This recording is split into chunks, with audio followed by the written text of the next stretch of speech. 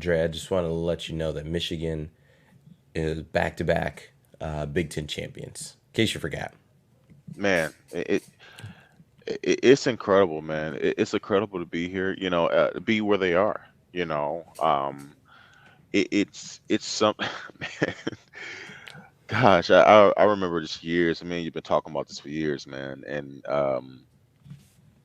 you know, just wondering like, how was Jimmy ever going to get over the hump?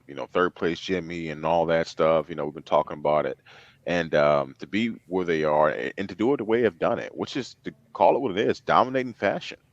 They're 25-2 Des the last 2 years. They have dominated Ohio State the last two times they played them. It's just You've lost it's one conference game in the last 2 years. that'll be One. MSU. That'll be MSU. Yeah. Mm-hmm. In a game that you had no business losing to begin with, but things True. happen. Um, and so it's just one of those things where it's an incredible run. Um, I don't know if it's the in the history, would play itself out, but I don't know if it's the start of a semi dynasty kind of a run that kind of like that Dabo had with Clemson, where it took them 6 or 7 years before they truly became a national power.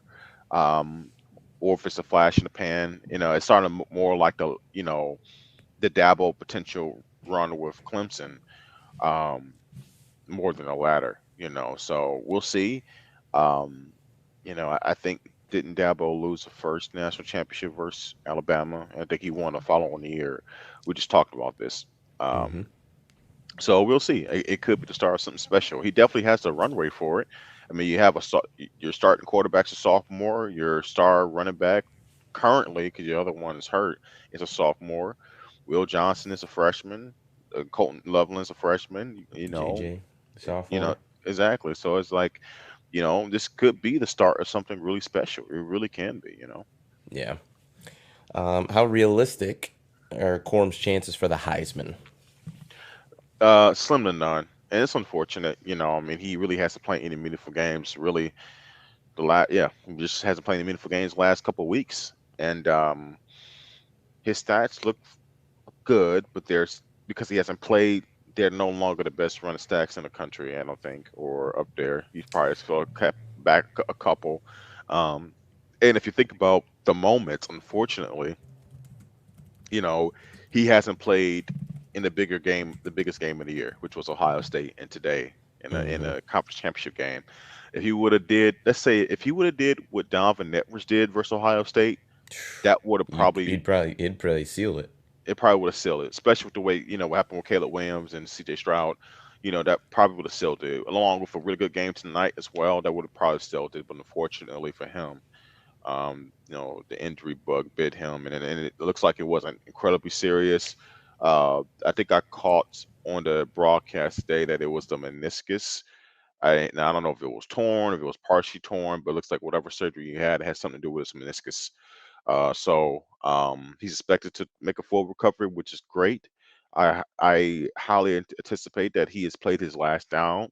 Sadly, as at the University of Michigan, and to be honest with you, I hope that is the case because that kid deserves to get paid. He deserves to have a really good career at the next level. He's going to make one organization very happy. I can tell you that much. He will. Yep. He deserves also a national championship. He does. I just took a look at the rushing yards and stats.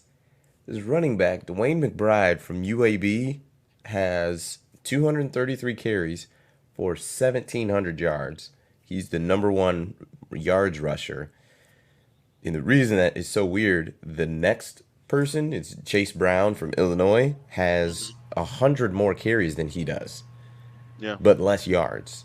Hmm. This is crazy. Yeah, well, look, he was having an incredible season. I mean, there's just no doubt, there's no getting around it. It's just like I said, the injury at the end of the year, and he just wasn't able to play in the biggest moments, and it's unfortunate. Like now, I think you can argue, should he still be invited to New York? I think you can make an argument that he still should be invited. But in terms of winning it, no, that's probably over. How many do they invite? Five, I think. I think it's five or four. So if you do 5, you'd probably have what? Caleb for sure. Um, Um, Gosh, it'd be Caleb, interesting. CJ would probably still get his invite. Caleb, Um, CJ. Do you go Max Duggan? Probably Max Duggan. Probably I Blake. Blake, yeah. And who would be your wild card? Your number 5. Probably Drake May with UNC. Hmm. That'll probably be it. Yeah. Yeah, that'll probably be it. And you just kind of roll with that. I mean, that's kind of pretty much it. I mean, Bryce missed too much of the season to I think to be there. But yeah, I think he'll still get his invite. I think he should be. Yeah, it'd be cool if he did go. Just experience. I mean, dude, just to Yeah, be a final, honestly, just to be a finalist is an accomplishment in itself. It really is. And to me, he's not a look. And I think it's been some legitimate gripes. He's not a fake finalist, no, right? not at all. It's not like the Jabril Peppers 2016 finalist. That was a joke. And I say as a Michigan fan, Jim Peppers had no business being at the It in to in me, a, if Blake played, just played, I'm not even forecasting any type of stats. If he played against Ohio State and played today, he'd win the Heisman. oh for And sure. and, and Yeah. I almost do, it almost doesn't matter what he did. You know what I mean?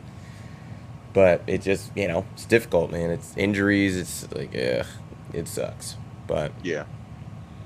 it is what it is.